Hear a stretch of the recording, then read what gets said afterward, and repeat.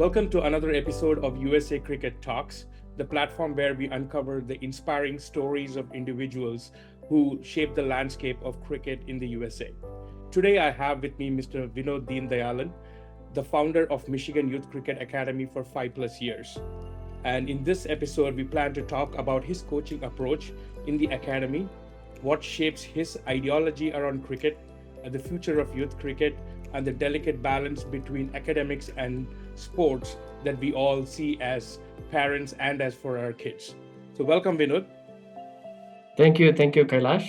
Thank you It's a, for the opportunity, and oh, then thank you for your effort. This is another great effort. It's another way of contribution to the cricket community. Now, I consider this as podcasting is another way of actually like telling people what's going on. oh, my pleasure, Vinod.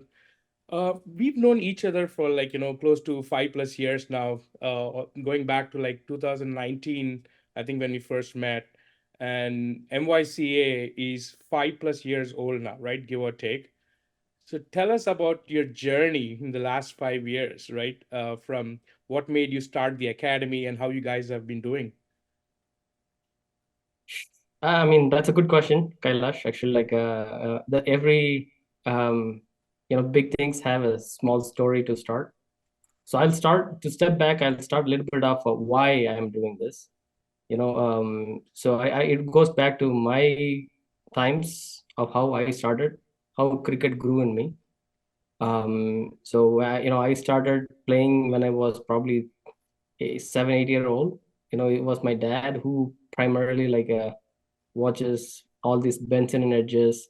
He will wake me up. I was third grade.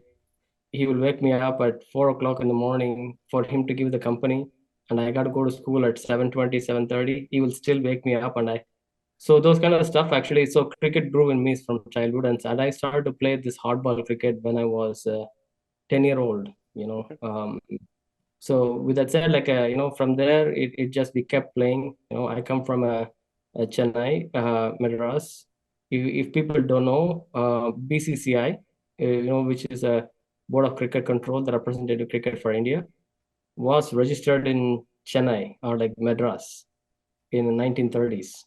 It's a registered organization. Obviously, like Chennai has a lot of prevalence of cricket, so probably they call in the blood, right? Because the environment itself has cricket in it. So basically, like you grew up with the cricket. I came to this country when in 2001, and I started to play here. It was a strange thing for the people here in the US to to play and see cricket. Everywhere you go, talk about cricket, they ask, is that a game with a bat and ball, where they simply touch and then make a run, tough stuff like that. So with that said, that's my start. I mean, I've been playing. I played hardball cricket here and as well as like softball crickets here. In 2016, actually, I've been, my son was 9 year old. I mean, since cricket is in me, I felt that it's time to give. We playing cricket goes nowhere in 2016. So I formed a small three to five kids in the community that I live, and 2 years in a row, I gave a 6 week camp, so no cost. Basically, like it just wanted to give things. So second year it was less participation. From five, it came down to three. So and then we once again we decided, okay, let's go baseball. Like because I played sport, I studied, it was equal balance. We wanted to see, and my son Nikhil actually he's so much hyper, high energy, can't burn them, right? So we're looking for opportunity. Then actually one of the adult teams came and said, why don't we coach? And that's how it started in 2018. The journey started, the real journey. The initial journey was a small giveaway, and then it started 2019. We put together a exclusive youth academy, in Michigan.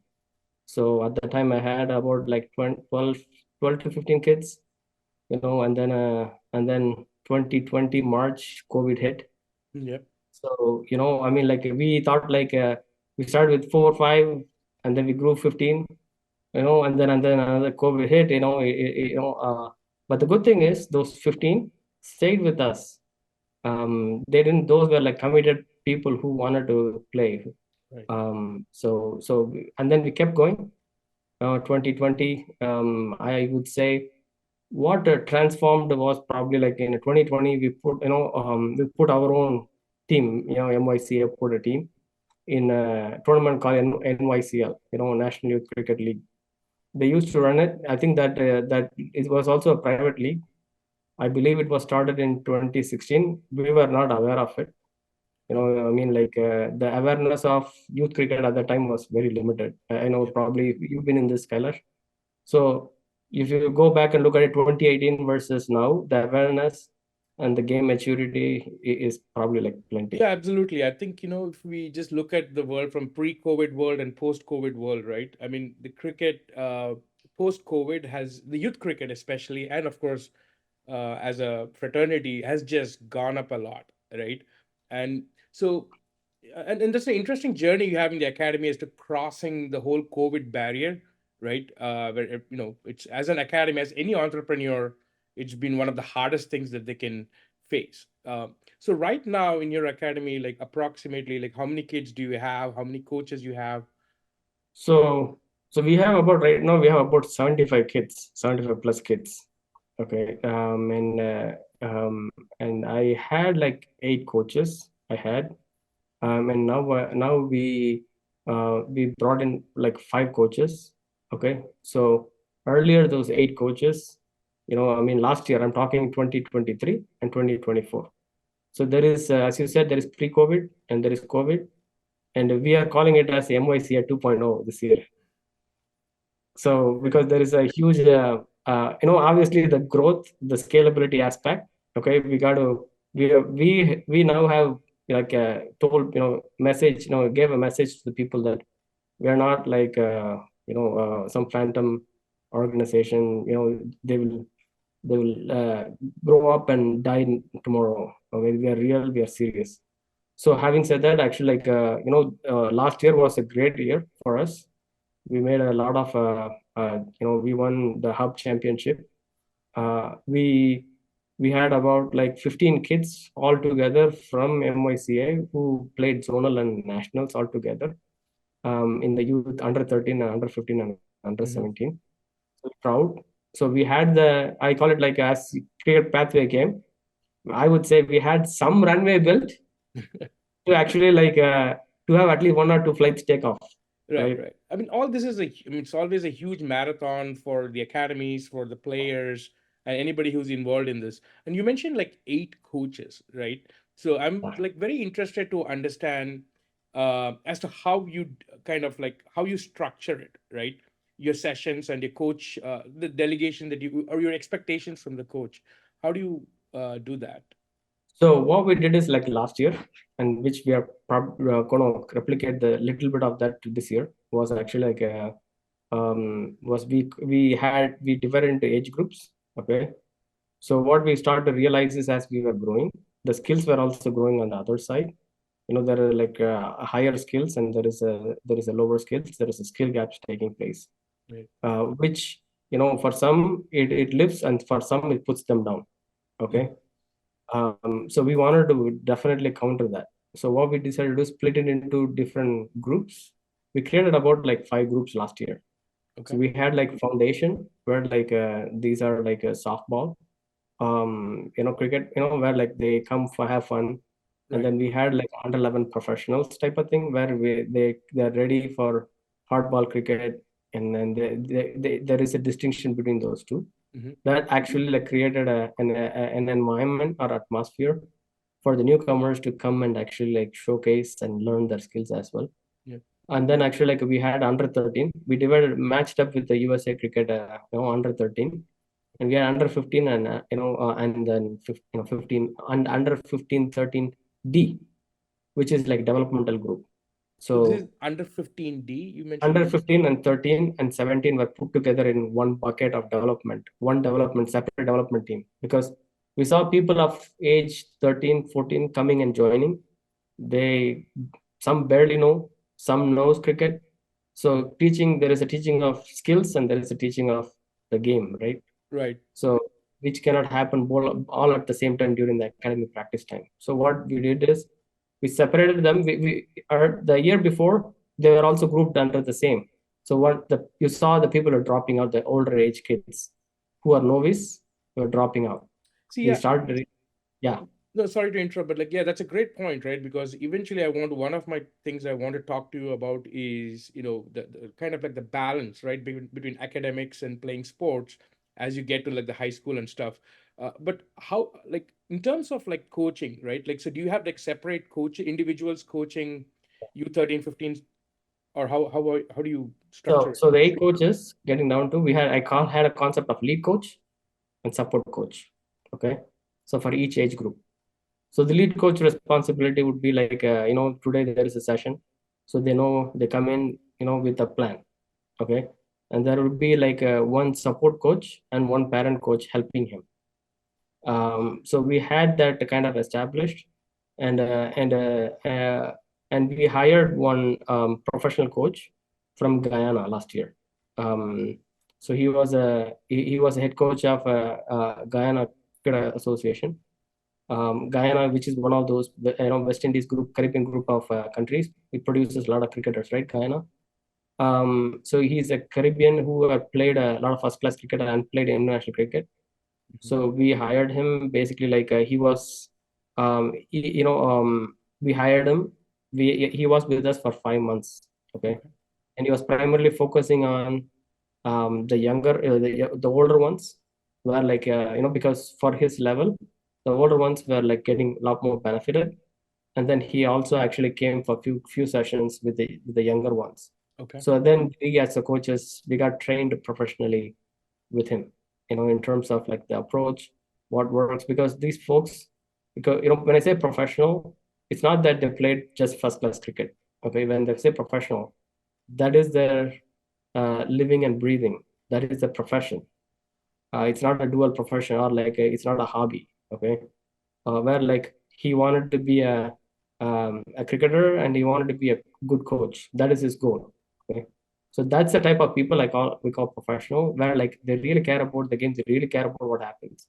Yeah. So that, along with those concept of lead coaches, support coaches, and parent coaches, helped us to actually cater and keep everyone busy, everyone occupied, at the same time learn the skill.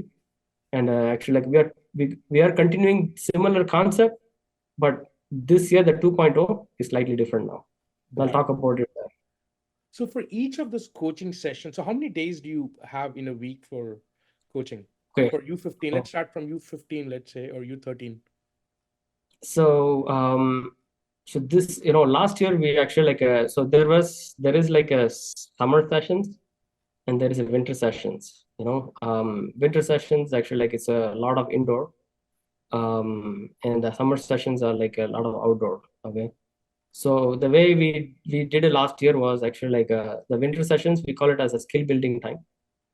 So we focus on a lot of drills, and very, it appears to be very monotonous. It's like going to a physics class and sitting. You know, but that's probably what I think the kids will feel. But we try to keep it a bit more like that's where like we are figuring out this year how we're going to keep it more interesting at the same time learning. Hmm. That's a challenge for all of us in winter time. Summer times, they're happy, to be outdoor. We had lanes, outdoor lanes. We had like outdoor field. So we had like three 2 days of practice, 1 day of training, and weekends just games. Yes. Every weekend they had games. So Okay. they pretty much were like occupied 5 days a week, Okay. the summertime, and their summertime they're off of the school too, so they Right. got a lot more time. So these games that you play is obviously, are there other academies that you play games with, or it's within the academy most of the time? So we have bilaterals, Hmm. okay, which we organize with the neighboring academies, because cricket, the real cricket is developed by playing cricket, not by drills. So so one is bilateral. The other is actually like a USA Cricket had a hub games, they call it, which was age group based hub games. So where like they compete, and there is a two forms of cricket. If you start like really look at it, there is representative cricket and there's a club cricket. It exists in every cricket playing country.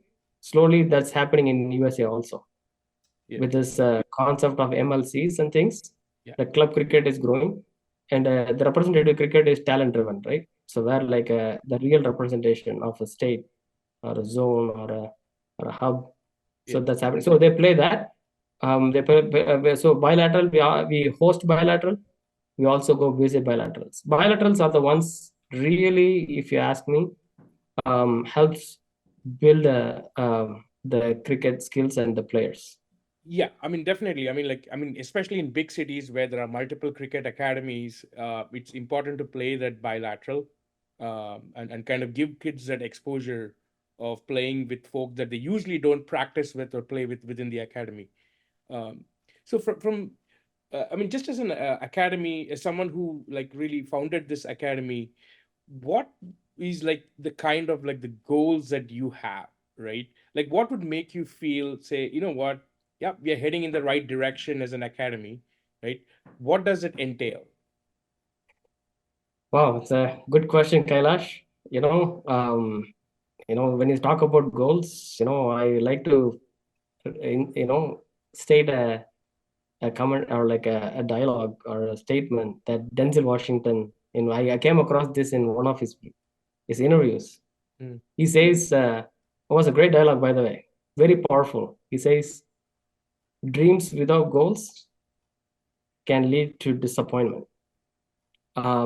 So everybody have a dream, everybody, whether a player and academy, you got to have a goal. So with that said, like last year, our goal was actually like the year before we had a goal of being able to compete, not necessarily win.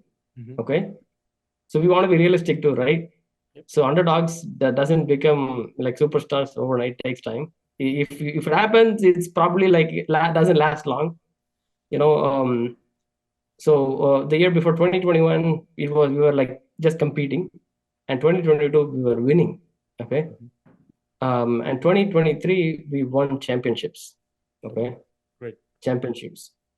With that said, like our goal was to win some championships last year, and produce players, at a zonal or like national levels where we can represent, Yeah, where.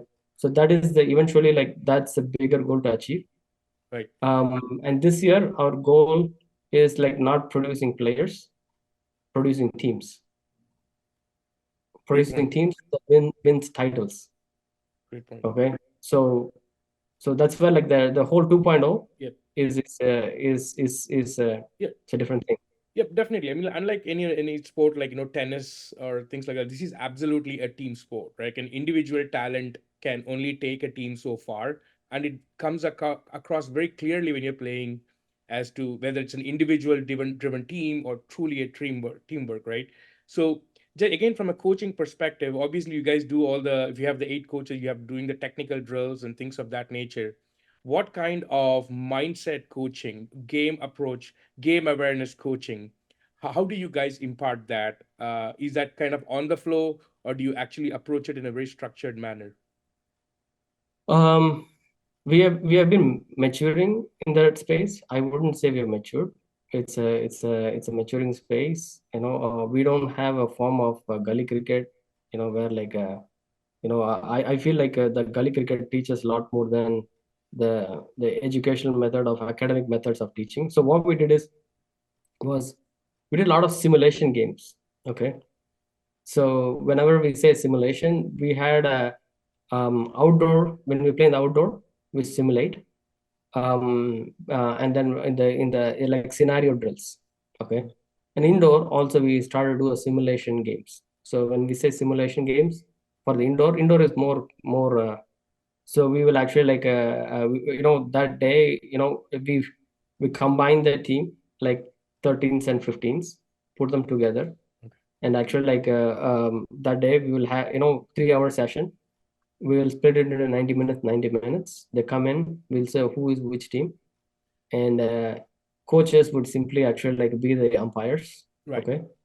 So we will actually like one will set the target and one will actually like chase the target. So, And so, how uh, this, yes, yes. so when you're playing those outdoor games within the academy, you're actually coaching as well, right? Yeah. So so the simulation of indoor, at the time we don't try to coach them. Okay. Mm. For younger ones, when we are actually doing a practice versus simulation, practice time we coach. We stop the game and actually like it's a learning process. So we stop, we try to teach them. But when we do a real like scenario and simulation, like a real match scenario and simulation, it will be like 5 over game or like 10 over game. Okay. So where like we take a notes after the game is done, whether it's a junior or senior, that is what we started to do. Because when we stop the game, we're losing the intensity, and these are the some of the lessons we learned over the period of time. That's why I say we are still maturing on that space. But it's a lot of simulation scenario. I think it helps a lot. Yeah. So, but like, I'm very interested to know like, how you folks like foster teamwork, right? Yeah. So, like, you obviously have a captain and a captain leading a group of 10, 50, or whatever kind of like the story may be each day, because sometimes you have more kids playing in a match, right? Especially if you're playing inter academy. So, how do you guys aim to foster teamwork? Well, actually, like so anytime we actually run a practice games, internal practice games. One of the things actually like we set the ground rules. Okay, so it sounds like a broken record, but we will tell the same thing. When it comes to cricket, it's a team sport. It's a funny game. I mean, like I call it. Uh, you could be the best batter. You could get out for a duck, and you feel bad about it, and you'll be like dwindling about it in the game. But the thing is, it's not you, it's the team for what matters. So and individual talents put together. I'm a wicket keeper, but I got to field it today. I'm a fast outfielder, but I got to do infield. But if a coach asks that you be a point fielder today, or you be a wicket keeper today, if I've never done it before, first of all, that means coach is confident about you. He has seen you, he is confident about you, and you got to do this for the sake of team. So some of these are like mentoring, okay, and we got to keep saying that it individual talent. We cannot have all 11 batters Mhm. bat. Then you cannot actually defend. You know, so having said that, it is a journey, and it won't come overnight. It will And that's take time. great point you make also, right? Not everybody can be a batsman, and batting is something that is very popular, right? I mean, that's kind of like um, what do you say, the skill that every kid wants to, and naturally because it's a little bit more fun to get the feeling of ball hit the bat, etc. But as a coach, how do you all let me take a step back and ask, at what point you as a coach think that it is necessary to identify what the key strength of a youth player is? So, based on my experience so far, so I've been coaching for 6 years now. So, there are times I played, where like a little bit of, gully cricket. I played for the Tamil Nadu Division 5. Um, but what I started to realize is actually until the age of 12, 13, I mean, age is a parameter, Yeah. not necessarily the whole thing. But generalizing until the age of 12 or 13, they should play everything. Mm, I have a mantra that every batsman should be able to mm, bowl well. Everybody able to do field well. Okay, there is no some such thing called actually like I'm an exclusive bowler or I'm an exclusive batter. So that's why like, under 12 or under 13, you should rotate a lot mm.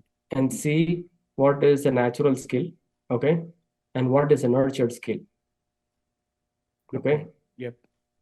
So you as a coach and that comes over a period of time. So coach will be keep watching, what is this natural skill and what is this what this is has to be nurtured.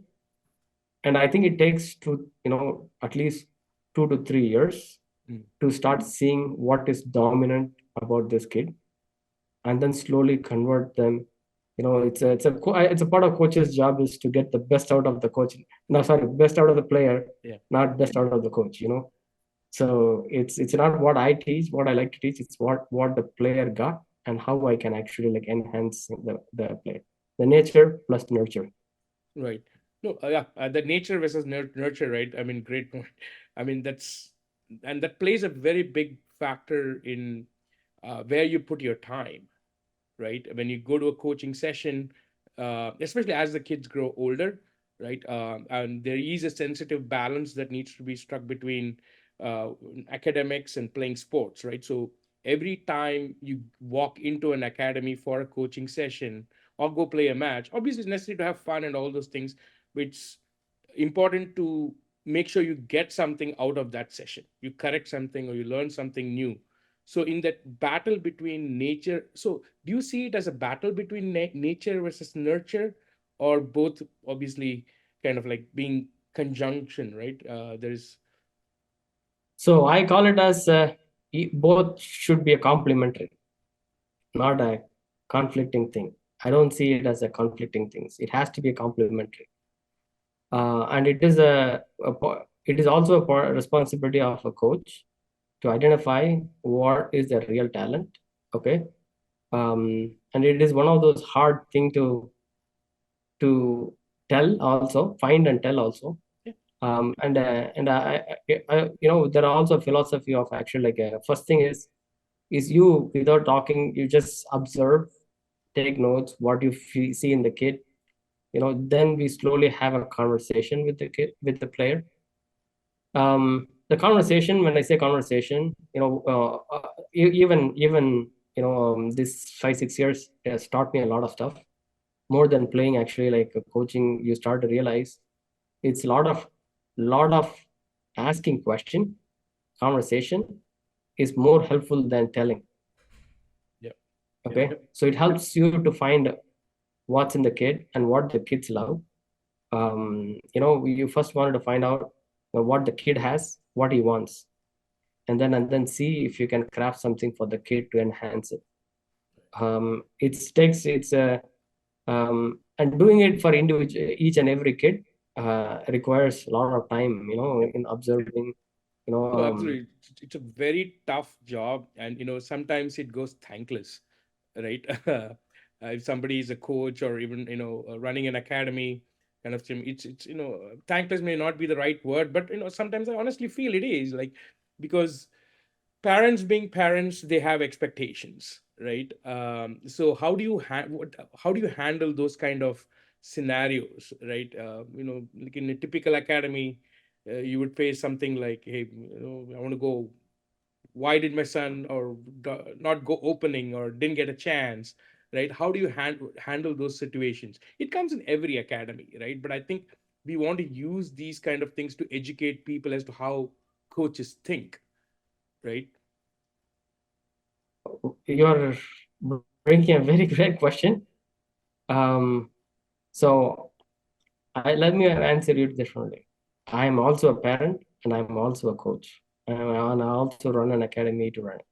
I am in a in a spot where sometimes, am I right or wrong type of stuff. Okay, so what I when I started the academy, or like when I was with some other under and some other adults were running it.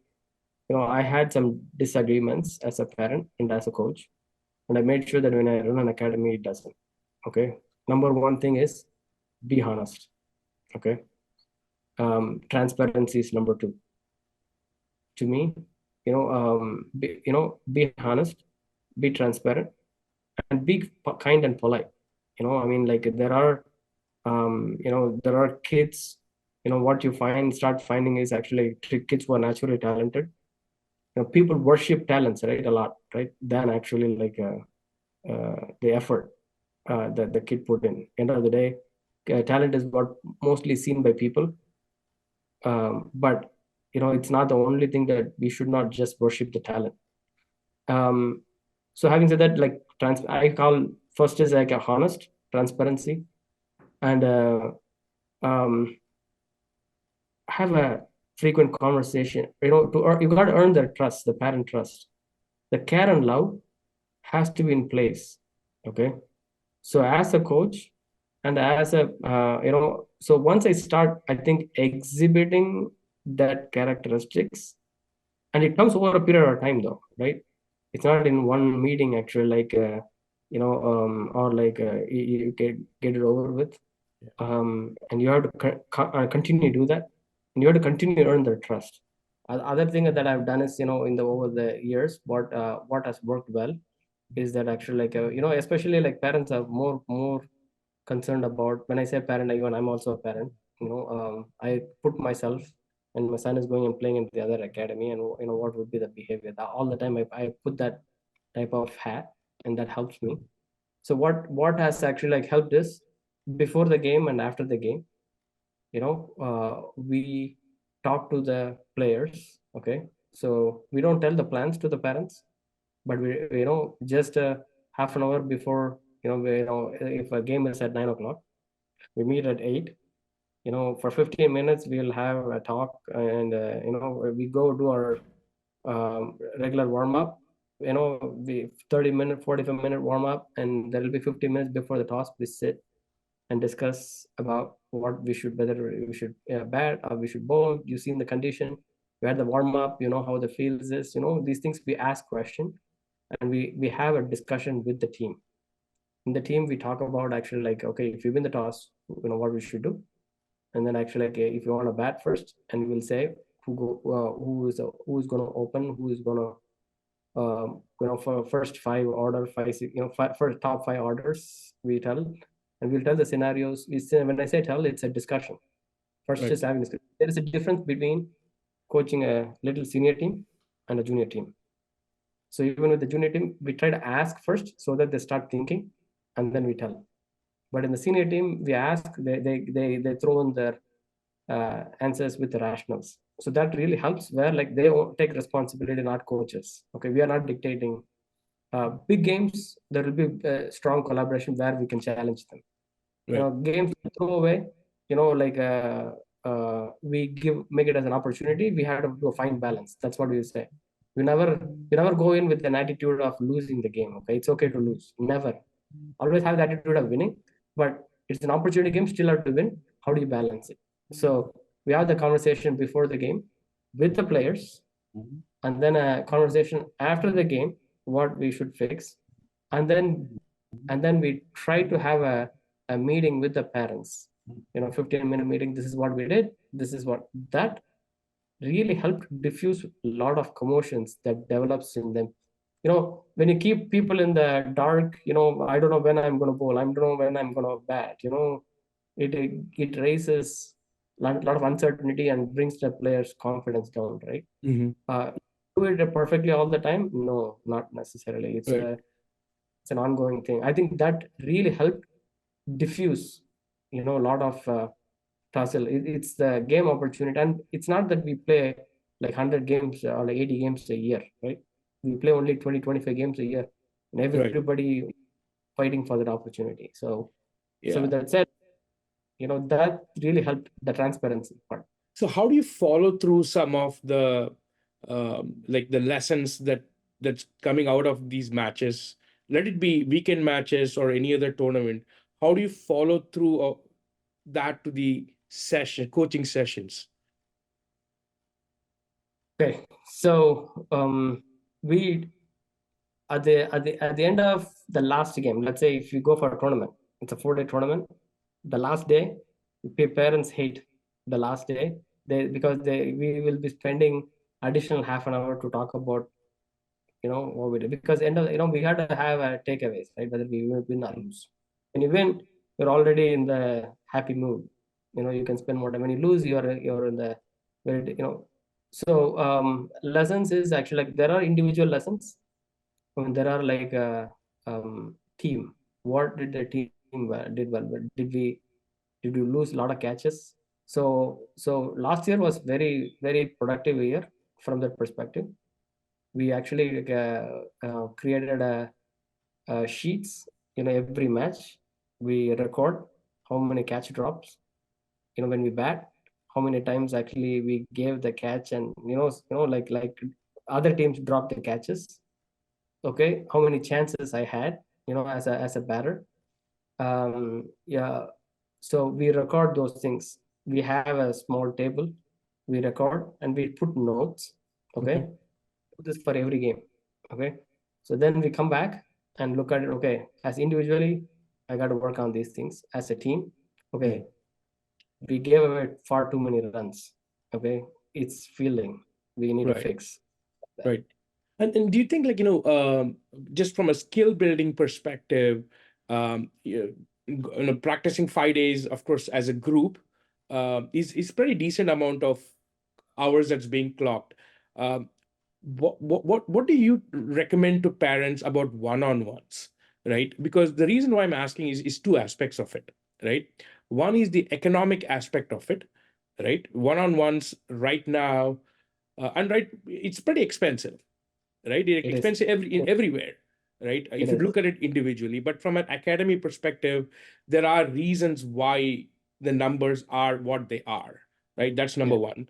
And number two is, how would you approach one-on-ones? Like, what do you recommend parents doing to do? So, I mean, this is one thing not everybody's going to agree. Okay. So, every academy will have its own things. Uh, Part of the academy that I built actually, like, the cricket has to be affordable. Okay. You're not here to just make money. If you can like make a living, it's good. Okay. Don't be greedy. Part of the philosophy is we want enough to run, enough to cover ourselves a little bit. Okay. With that said, like actually, like from one-on-one perspective, to answer your question, age based, skill based. So when I'm actually like in my, let's say I'm into hardball cricket. I'm a very in the initial stage of developing a lot of group sessions. Okay. And then I don't recommend one-on-ones. It's me for younger ones, really young ones, Mm. semi-private. If you want to really go a little bit of a focused attention, I call it, not individual attention, focused attention, go for semi-private sessions. What's a Okay. semi-private session meaning? Means two kids together in one sitting, in 1 hour or 2 hour scale. Okay. Okay, because the young kids, 1 hour scale just runs just like that. Okay, by the time you gear up, add up, your 15 minutes is lost. 15 minutes of talking, half an hour of 1 hour. You feel like, okay, how much did it was useful? Okay, so if you go semi-private, you get 2 hour. I feel 2 hour sessions are good always. Mm. Um, and it gives you enough rest also, whether I bowl or bat. Mm. Okay, and then actually, like, I learn from the other kid watching the other kid. Right. Great point. Okay, so I'm learning throughout the process in the 2 hour. Mm. Yep. So I always recommend, if you go for a focus session, go for a 2-in-1. 3-in-1, it's okay. Yeah, that can be more economical, but 2-in-1 is perfect balance in my opinion. I call it as a semi-private. When Makes you go sense. higher, like now I want to advance more. Okay, now I have some credibility built. I want to get specialized. So and I have the physical form and fitness to last for 1 hour or 2 hour. Mm. Okay, so do that one. To me, semi-private on a bi-weekly basis for younger ones is good enough. Then because you have a homework to do. So when you say younger one, I mean, what kind of So age range are age, you I would talking about? say like 11, 12. Mm. Okay, age Okay. 11, 12. Where like they are actually like striking well and they have a good potential. They're enjoying more than anything. Okay, so that's a very important aspect. Okay, you don't want to do this when they're very young because Yeah. cricket gets a lot more technical. You're right. I mean, in the sense that I think right now the sport is at a point where it's like a chicken egg story, right? Where and because of the economies of scale, it's not necessarily balanced right now for anybody, I should say, right? But yeah, it's a great point. I think the what did you call it? The 2-on-1 Semi-private semi-private sector. Yes. semi-private sessions. Okay, all right, great. So Go ahead. I feel that's even for the older ones, somebody who is like economically conservative, because as of now there is no big prospect yet. What we see is more of a promise in Mm, terms of returns. So having said that, you definitely want to take that into consideration, right? So yeah. make it like a balance between those, okay? Where like once the parents start to see, oh, my son is doing well, obviously then they will put money whether they get a return or not. They feel it's worth it. Yeah, I mean, true. No, I mean, you bring up a good point about it's a hope, it's aspiration as a sport. Forget about I mean, individuals, right? I mean, there's all sorts of individuals everywhere. Uh, but you see a lot, right? From a governance administration perspective, you have a little bit of historical knowledge about cricket in the US. Um, what's your hope for the future for cricket? So I think it will take another decade, okay, for the sport to become some level of mainstream. Like when I say mainstream, it's not like baseball or like a football. To make it to the second level mainstream like soccer, it will Mhm. be behind the third level mainstream sport. It will become a third level mainstream sport. It will take a decade from now. Um, because as the promotions are happening, 2024 World Cup is playing, and then the 2028 there is a LA Olympics. Olympics. Definitely, like US will put its team, and there will be like there will be people watching, what US is doing, what is US is achieving. Yeah. That And people are paying attention, right? People, I mean, when you're hosting Olympics and cricket is part of it, and World Cup, ICC World Cup this year, people are watching about the administration and the governance of the sport. They're looking at the grounds, they're looking at the crowd, not just the broadcasting, but also the quality of the grounds, the number of grounds, and all those things.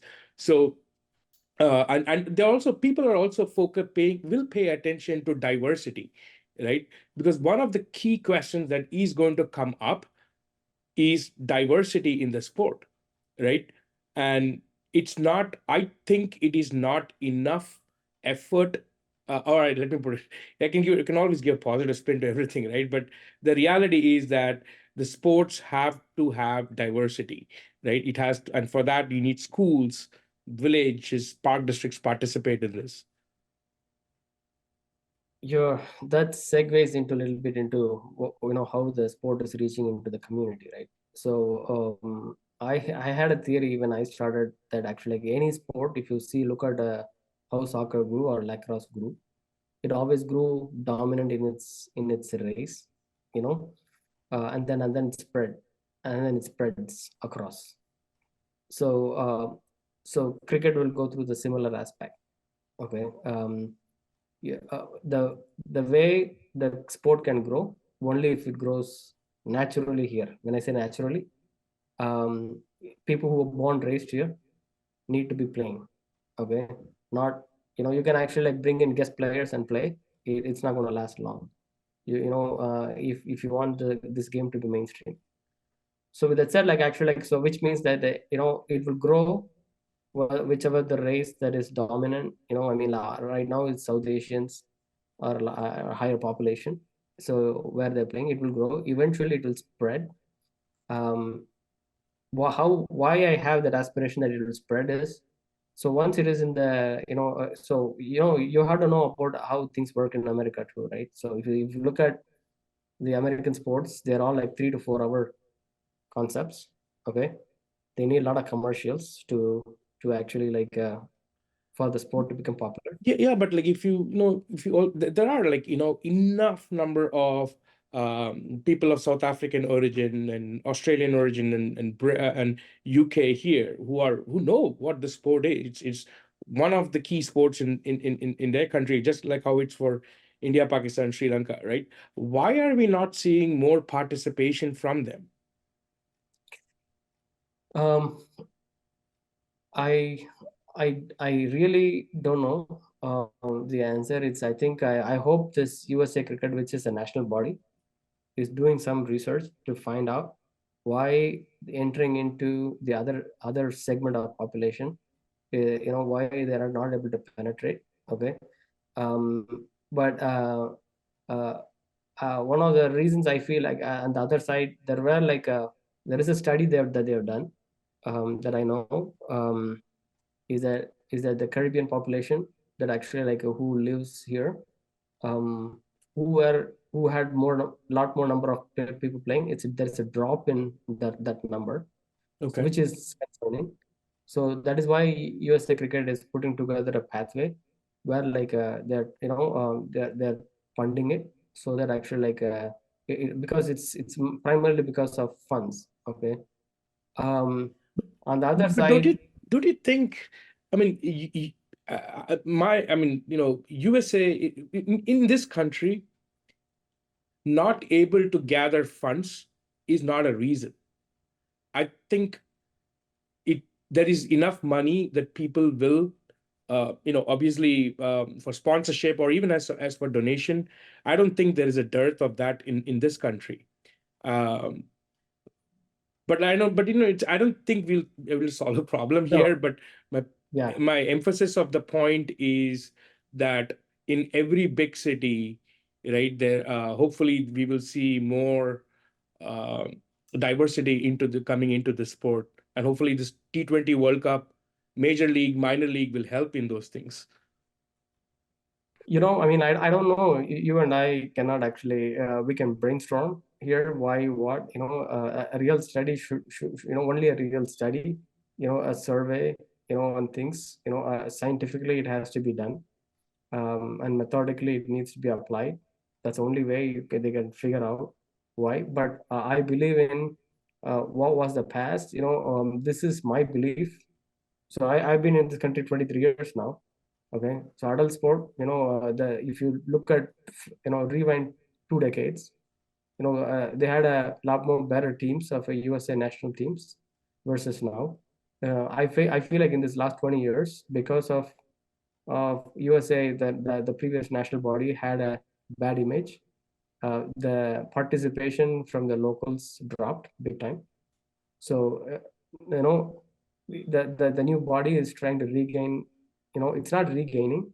They have to establish that trust back first. Because you're starting from negative.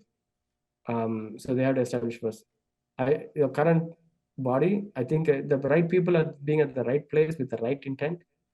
Um, is is uh, is is a big star alignment. Okay, I feel that is happening, and there's all kinds of signs for that. Mhm. Okay, so if you look back, actually, was youth cricket was this popular even 2 decades before? No, Yeah, you're right. Absolutely. no. Yeah, I How think the come actually? popularity of the cricket is growing. Yes, no No, doubt. no, No right? doubt. It wasn't even the same population existed before too. Why it didn't? Because it's a right people are living at the right place. And you need all these private bodies like MLCs and things Yes. to also to run this, because it's not just and USA cricket, and US is very big. you know it's a it's not a small country. If US is a Singapore size, this sport can, just like that, you can build versus it's being of size, catering such big, bringing people together, forming up the team, representing the nation. It's so many difficulties and challenges Yes. with just your sheer size. Yeah. So with that said, like actually, I see the signs of actually like 2 decades before, or even a decade before versus now, good progression. Hmm. Yeah, they're in the good, heading in the right direction. The That's sport is good. growing among youth. Well, um, they all. things are falling in place. 2024 World Cup is happening here. T20. I'm thinking US will never play Test cricket. It's going to be a white ball cricket country. I can That's guarantee. you bring up a great point for us to talk about also, right? Yeah.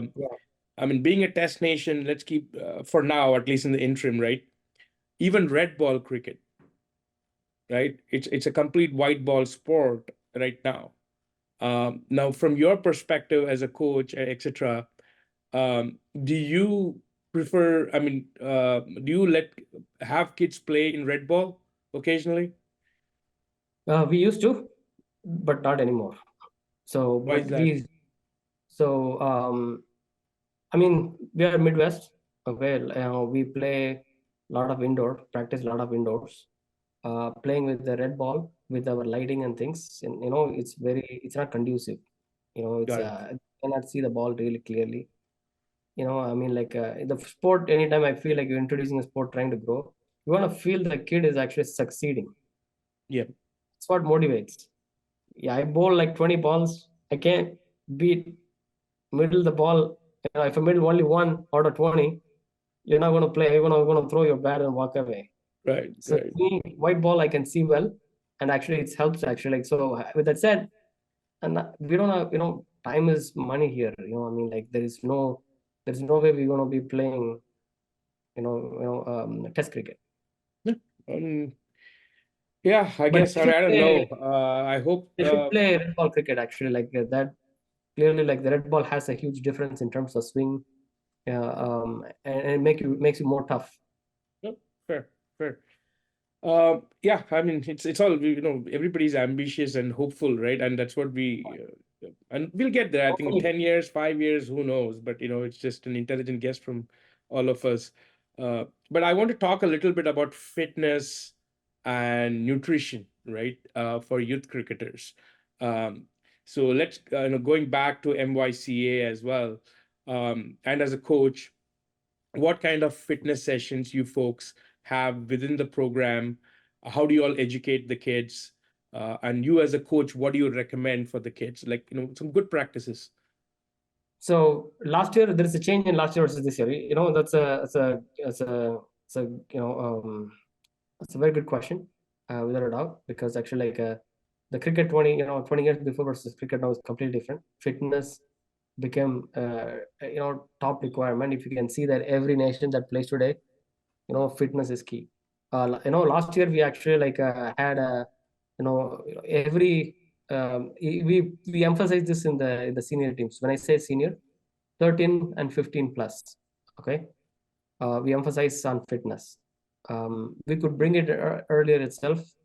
So when we say fitness, we have a 3-hour sessions for each of these groups, and 1 hour it's exclusively allotted for the fitness every week. Every Okay, week. every week. We run that fitness session. After that, we give like 10-minute break. They take a break, and then we start our regular session. The 2-hour session is split into 1 hour exclusively for fitness.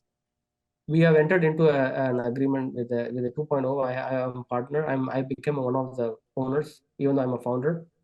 So I entered into a partnership for the 2024 with some local legends. Okay, where they saw good growth, and I need more hands. That way, the organization die.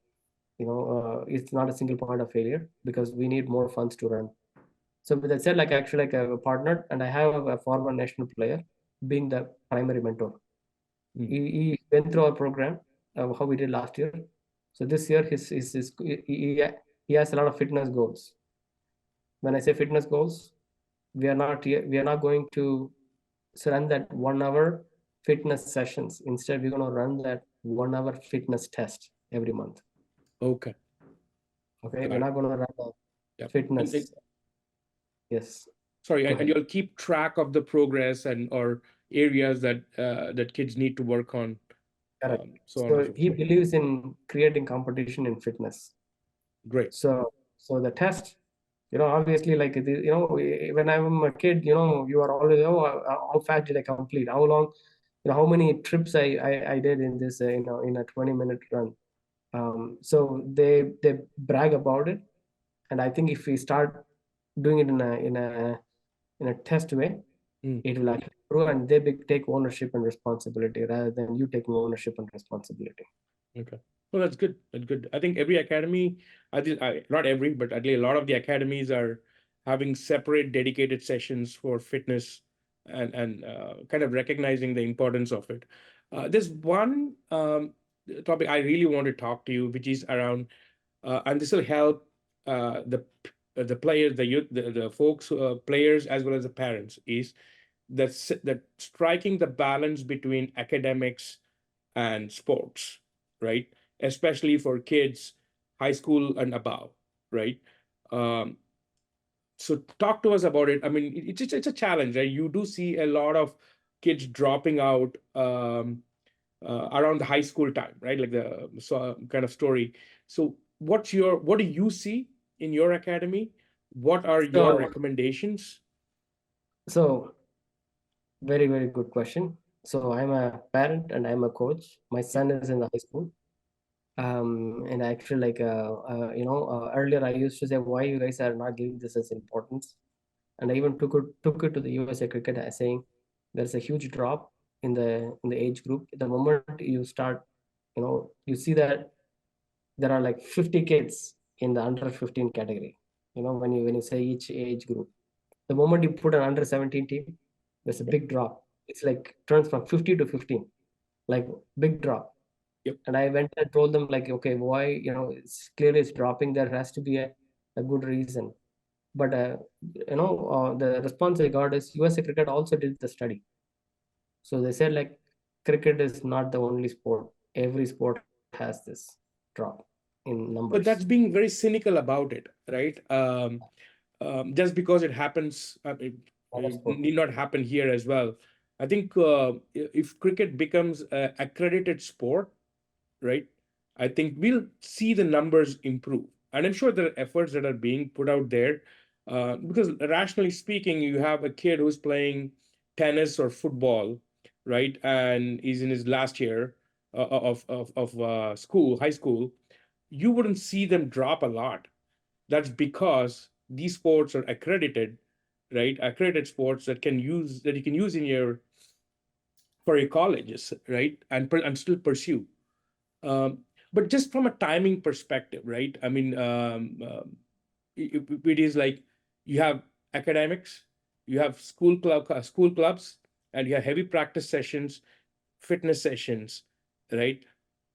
How do you as a parent help manage that schedule and the discipline? So, so Kailash, actually, like, um, if you look at the high school systems here, right? I mean, like, you cannot fight a system, big systems, right? You have to work, figure out a way how what works for you. The high school system here is such that our South Asian people in general, that's the group that is dominant in the sport, and we are also very academic oriented. We want to make sure that actually like the efforts are not go wasted. I mean, there is a return. With that said, like they want to make sure that okay, if you're going to continue to play cricket, make sure you don't drop in your grades. Okay, so which is a valid um, you know, it's a common sense, right? Yep. So if somebody says, "Oh no, drop your academics and go play cricket, become professional," there is a concept of I call it dreaming and daydreaming, right? So be a dreamer, not a daydreamer. Make sure that is. So with that said, striking a balance means every sport. Let's say if I play basketball, okay, or if I play any or other varsity sports, tennis, varsity tennis, um, you're going to be spending the similar amount of time. Okay, it's very demanding, and the colleges are worried about if I'm only good in academics, the average college will take any just academic student. But a very good, excellent college looks for you how you used your time. Okay, Of course, yeah. how well you used your time. And I think my son is 11th grade. His sole thing is other than school is cricket. I will know next year. How cricket has actually like influenced in his college education. I feel the kids can do, because any other people playing other sport, I mean, like have the same challenge. If there are like 500 kids studying in the grade, and the 50 kids are involved, thoroughly involved, and then they're ambitious about going into good college and still playing a sport. Cricket is another thing, another sport. So So, like so like it's like a a balance. managing time, right? Managing time and giving right priorities Yeah, is going to be extremely crucial for that age you range of kids to continue. and I exactly. And as a parent, you help your child to make sure they manage the child, and make sure that actually like you incentivize. When I say incentivize, not by money, in terms of the if he loves the sport, let's say, whatever they're playing, if they're hell-bent on playing cricket, I mean, use that as a Yep, mechanism to say, hey, you drop in grades, you're not going to go play cricket, you don't finish your SAT, they have time, yep, they have yep. time, they manage. When they take responsibility, they manage it. True. No, very right. Very, and that's helpful to know, like as a parent and as a coach, right?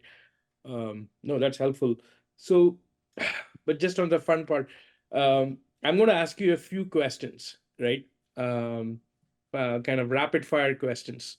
And some Okay. of it, do you, okay, I'll ask you maybe 3 or 4 questions. I'll try not to put you in a spot as, as much, but like, is being a parent coach hard or does it make it easy? I For would your kid, say I'm sorry, for your kid, it makes it hard. it makes it hard. Okay. Yeah. Uh, Point two, playing in AstroTurf or hybrid. For sure, any day hybrid. If you were given a free hand to make cricket the main sport or increase the popularity, the one thing that you will do. uh, if I can create more grounds, cricket playing grounds, that will be one thing I will ask. Okay. More grounds, more infrastructure. Great point. US Major League Cricket here or IPL? IPL any day. IPL Great. is fun. There you IPL, go. yeah. All right. You know, CSK or RCB? CSK. I'm from Chennai. Why would I support RCB? Isala Cup Namde. So this year, RCB. Fingers I crossed. feel so bad for RCB. They have all the stars. I mean, like for some reason, they couldn't. They could. It's. I'm so sorry for them. Uh, no, man, this time we are going to get it, right? Hope I'm telling you, this time, this is the year. This is the year we're going to get it. I, I, I, I wish before Kohli retires, he actually like I Absolutely. really like admire this guy for his passion and loyalty that he shown, Yeah. and the commitment that he has given. He always performed. Yeah.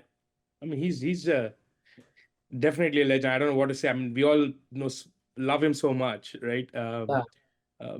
So one thing that as I'm sure we'll talk again later. We have so much to ground to cover. But for 2024, what's the message you want to give to any youth who's playing cricket? Right, doesn't matter age group. What it be? What? Yeah, go ahead. Message, have fun. Make sure that you're having fun. Make sure you work hard and discipline. That's a very important aspect. Discipline is very key. But make sure that you are having fun. Once you have fun, cricket comes naturally for you, for them, for anybody. You make sure that you're having fun. Doesn't matter whether it's a match or a practice. Great point, Vinod. I want to thank you so much, Vinod, not just obviously for this time, but honestly speaking, uh, folks like you and many others do make a lot of difference to the liking of the sport that we all come from our childhood. right? And hopefully, with many such efforts across this, we'll see a lot more traction among youth cricket and make the sport a lot more popular in this country. So thank you so much for your time. Thank you, Kailash. Thank you. Keep supporting cricket. Go talk to your city managers and things. Actually, push them harder to build a cricket ground in a community. We all deserve it. They have the money. It's just a prioritization. So, as I said in the message, if I knew one thing, more grounds where they play on their own. We want less academy doing the job. Thank you, Vinod. Have a great day. And Thank you, Kailash. good luck for 2024. Thank you. Cheers, man.